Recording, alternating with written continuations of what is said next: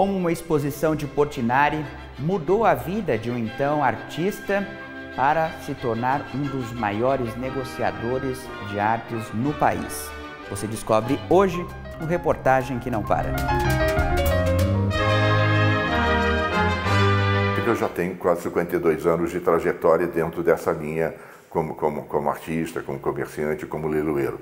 E como leiloeiro há 37 anos. Eu comecei a pintar em 1967, 68, influenciado pela minha mãe, que era restauradora e pintora, e isso foi um caminho, uma trajetória no sentido de gostar e de fazer já alguma coisa profissionalmente. Naquela época eu tinha de 14 ou 15 anos de idade, em 1970, 71 até 1973, eu expunha na Praça República, que lá era uma referência no sentido de artesanato, de pintores, vários artistas lá surgiram, numa época em que você eventualmente era até um passeio e era uma referência, principalmente para os turistas estrangeiros, etc., porque aquilo sempre tinha um diferencial.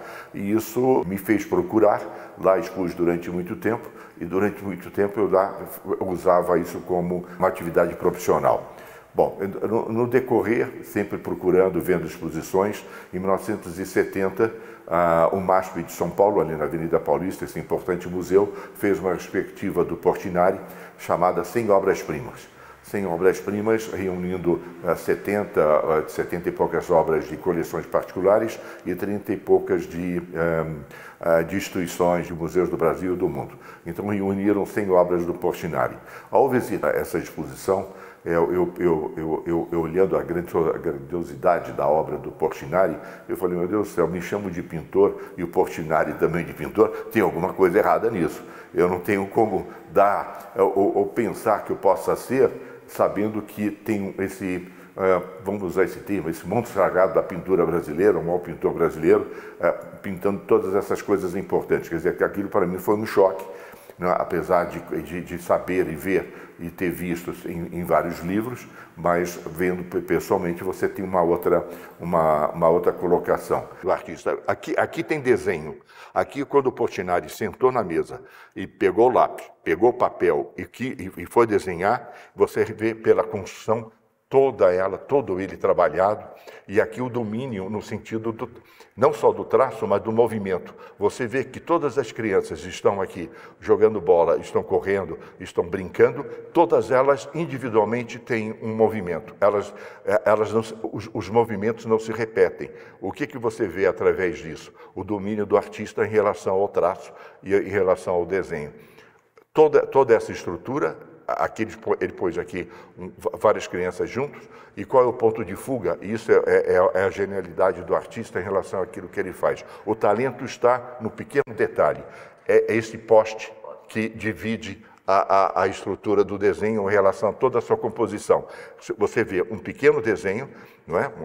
Uma folha de papel, ele faz uma obra-prima no sentido de traço e de movimento, usando apenas o grafite. Aqui tem o fundo do papel e grafite. E dependendo do que é, o mais forte, menos forte, que cria todo esse movimento. Eu cobrava ingresso, só tinha um elevador para subir, usaram o piso principal e eles editaram um pequeno catálogo. Hoje, até um artista que está iniciando carreira não faz uma coisa tão simples, mas esse era o catálogo da época, em branco e preto, com todas as reproduções das obras que estavam ali expostas. Recordo que eu entrava, pedia o catálogo, eles davam, eu guardava e depois dava uma volta, descia, via-se que se a pessoa que estava distribuindo mudava, pegava um catálogo de novo. Lembro do primeiro quadro que eu comprei, o primeiro desenho que eu comprei do Portinari, que era uma cabecinha, um estudo do Guerra e Paz, que naquela época, eu já com 18 anos de idade, amigos e colegas, ou viajando ou comprando carro, eu preferi comprar um desenho, e esse desenho durante muito tempo fez parte não só do meu acervo, mas do gosto pessoal de ter uma obra do artista. Aqui você vê o artista no sentido do domínio do desenho. Ele faz aqui um V não é? com a plantação, usa o espantalho no centro da tela e ele cria um ponto de fuga que é o sol, que dá o equilíbrio em relação a todo o fundo. No fundo só tem o sol, não é? Uma referência ao sol, um pequeno pássaro, mas aí ele distribui todo esse desenho. E os pássaros, que o espantalho está ali exatamente para espantar o espanto. É isso. A trajetória aí foi constante, fui ser depois leiloeiro em 1986 para 87, eu fui nomeado leiloeiro e como era uma trajetória já daquilo que eu fazia, eu fui ser leiloeiro de obras de arte, fiz leilões praticamente em todo o Brasil e continuo fazendo, junto com meu filho Acácio, que a gente coordena um escritório que capta e faz leilões. Aqui na galeria à frente, que é dirigido por ele levantou a lebre, a poeira. Olha, a ideia de fundar a galeria surgiu mais ou menos em 2013, 2012. A gente viu a necessidade de ter um espaço expositivo para promover uma busca dos artistas consagrados, de poder expor esses artistas, obras que estão em coleções particulares, obras que nem sempre são vistas em museus e que a gente tem acesso. A gente demorou um tempo para achar um espaço, a gente queria algo próximo da onde a gente já estava e deu sorte de a gente conseguiu esse imóvel bem próximo e em 2015 a gente conseguiu inaugurar aqui com uma exposição da Amira Schengen. É engraçado porque no começo, principalmente na adolescência, eu tinha até uma repulsa, porque era praticamente 24 horas vivendo isso. Então eu não queria trabalhar com isso. Eu entrei na Faculdade de Economia da USP e fui trabalhar em banco. E tive contato com diversos segmentos e principalmente internet. Trabalhava na área de fundos de investimento e a gente investia em muitas empresas de internet. Foi bem no começo, em 1999. E meu pai não tinha nada de internet, não tinha nenhum contato com isso, não conhecia. E eu, paralelamente, criei um site e comecei a trabalhar com isso. Ele não acreditou no começo e demorou uns 2, 3 anos até que a coisa engrenasse e para eu decidir sair do banco e abrir um espaço físico. Os artistas que a gente expôs, a gente sempre teve bastante contato com a obra dele. E a gente sempre trabalhou muito com essas obras. Então, isso gera uma certa facilidade para a gente de ter acesso a essas obras. O mercado de artes brasileiro vem crescendo a cada ano e um dos maiores leiloeiros do país explica a dinâmica do mercado e a importância dela no cenário cultural brasileiro. Para selecionar as obras, quando vocês vão fazer esse processo de captação daquilo que vai ser leiloado, como que acontece? Lógico que tem um critério, né? E o critério é a gente manter a qualidade. Tem muita coisa, lógico, todos os artistas têm seus altos e baixos, tem muita coisa que a gente não pegou, porque eram só rabiscos, eram só desenhos que não acrescentavam. E a gente, nesse caso, não colocou. Mas grande parte, isso é muito raro. Sabe, todos eles têm sua importância, mas nós colocamos coisas que estavam sempre ligadas a uma trajetória do artista, do começo, meio e fim. Por isso que tem vários desenhos que são estudos, isso é importante te citar, que esses grandes artistas dos anos 20, 30 e anteriores, eles antes de fazerem ou criarem uma tela, eles faziam estudos daquilo que ia ser elaborado. E vários estudos para poder eventualmente concluir, principalmente os dos grandes painéis que o Portinari fez. Então, quando veio esses estudos, nós colocamos o que achamos importante no sentido de mostrar como é que era o métier do artista no seu dia a dia. Nossa área de atuação é pintura, não é? Então, veja, para você poder cotar uma obra, você primeiro usa como referência o autor.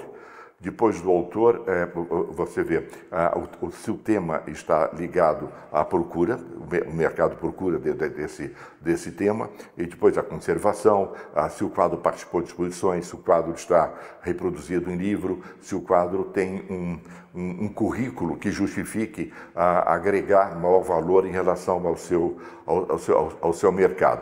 Uma coisa que é muito importante em relação a uma avaliação, e grande parte das pessoas não percebem isso, porque quadro não é só tamanho.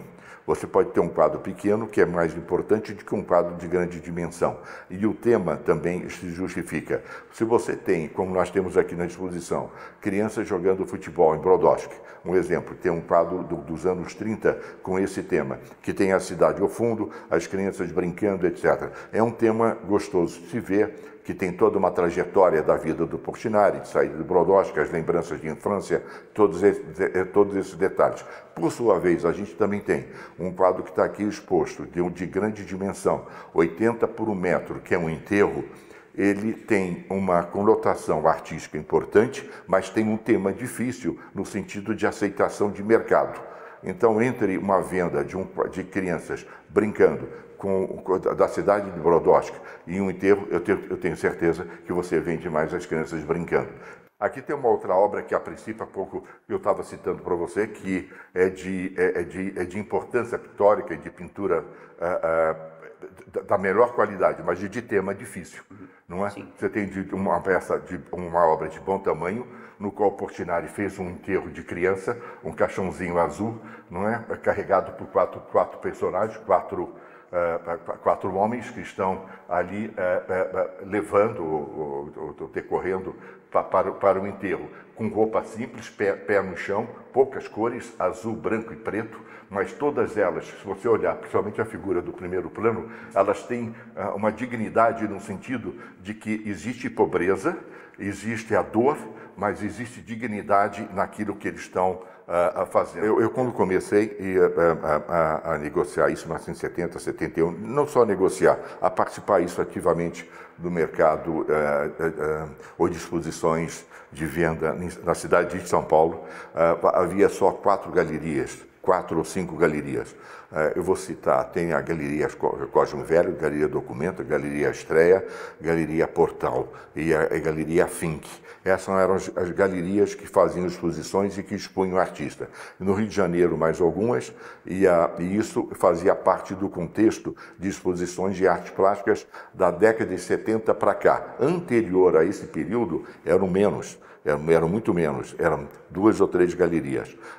O mercado se desenvolveu, a procura se tornou múltipla em relação ao interesse da sociedade em relação às artes plásticas em geral. Os leilões também começaram a acontecer, e aí hoje você tem em São Paulo praticamente quase 120 a 150 galerias. Então você vê que o leque é muito grande em relação, e a participação do público e do interesse é muito forte. Basta ver que os salões de arte realizados em São Paulo atraem 20, 30 mil pessoas. Essas molduras brancas, mais encorpadas, que elas têm vários degraus, é um desenho Portinari. Isso aqui é uma moldura original do Portinari. Ele desenhou e usou em diversos quadros. E muitos, lógico que pelo tempo, foi patinado de novo, foi pintado de branco, uma questão de conservação. Mas todas elas foram criadas pelo Portinari, e assim ele entregava para os clientes, dessa forma. Você vê que as grandes exposições feitas hoje nos museus criam filas termináveis, como a exposição que o Masp fez, citando a Tarsila, deu quase 400 mil pessoas de visita. O Masp também fez todas elas chamadas, o nome do artista popular, Tarsila Popular,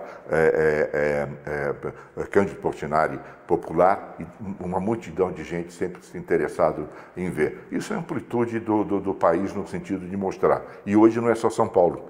Hoje você tem, antes era o eixo Rio-São Paulo, hoje você tem um eixo de galerias em todas as grandes capitais e interesse. Quando a gente faz leilões e usa a internet como um instrumento de divulgação, a gente capta pessoas e clientes em todo o Brasil.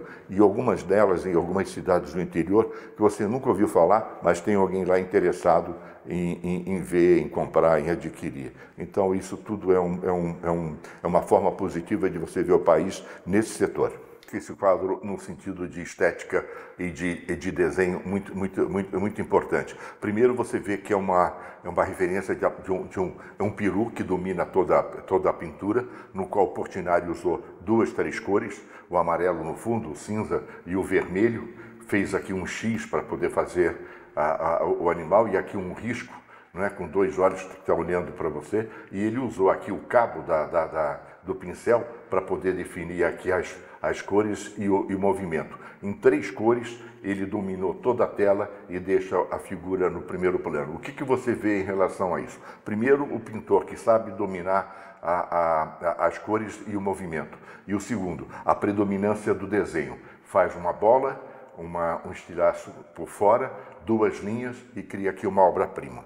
Obra de arte é uma forma de investimento? Isso foi uma pergunta importante que você está fazendo, Hugo. Não é só uma forma de investimento, mas uma forma importante de você proteger o seu patrimônio.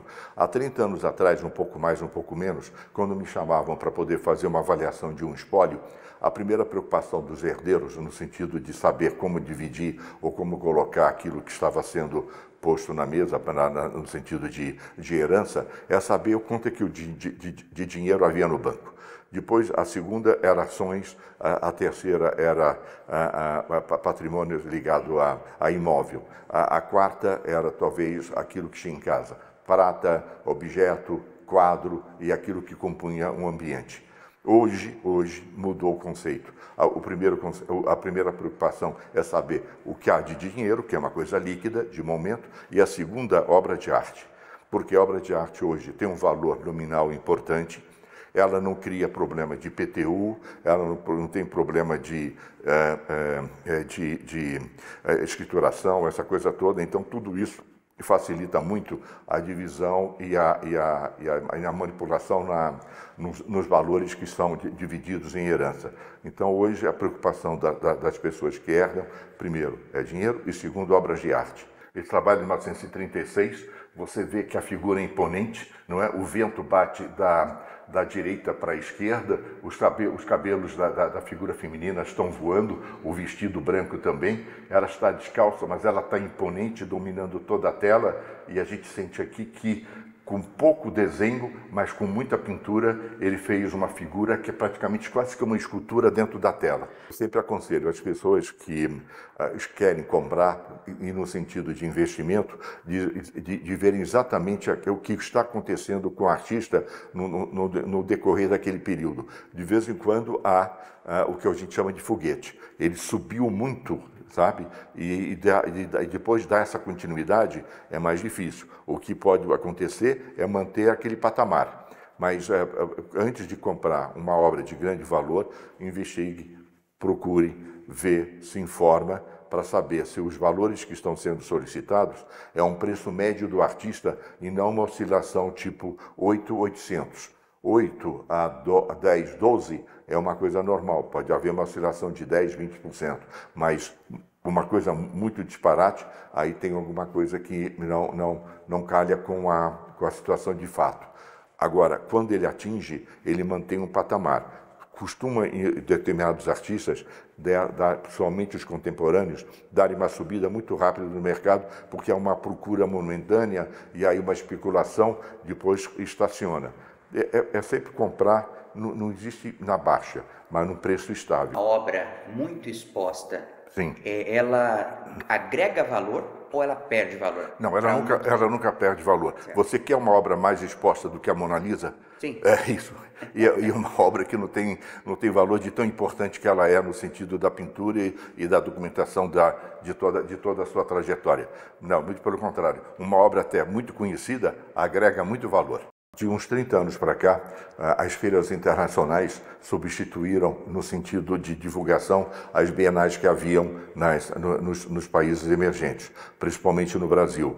A Bienal, um exemplo, a Bienal de São Paulo, criada na década de 50, por Titino Matarazzo, a primeira no começo dos anos 50, 1951, quando elas começaram a divulgar a pintura brasileira para o mundo, e as bienais eram tão importantes que em 1954, quando da realização, a Guernica de Picasso saiu de Nova York, que estava lá, e foi exposta. E hoje é inimaginável você conseguir isso, mas veio para cá e veio exposta. Então, os artistas brasileiros participavam dessas bienais e eram convidados também para as bienais e para as exposições no exterior. Então isso abria um leque muito grande de pintores que lá expunham, a ponto de, em 1956, Aldemir Martins ganhar o prêmio numa Bienal de Veneza como o melhor desenhista do mundo naquela Bienal.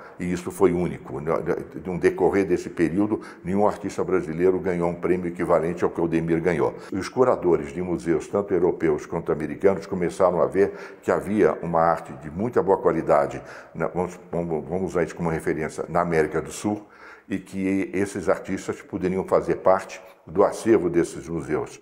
E aí eles começaram a ser adquiridos e havia uma especulação muito forte no sentido de valores. Então, os salões de arte abriram campo para todos esses artistas que fazem sucesso, são procurados, têm uma participação importante no mercado e dão essa continuidade.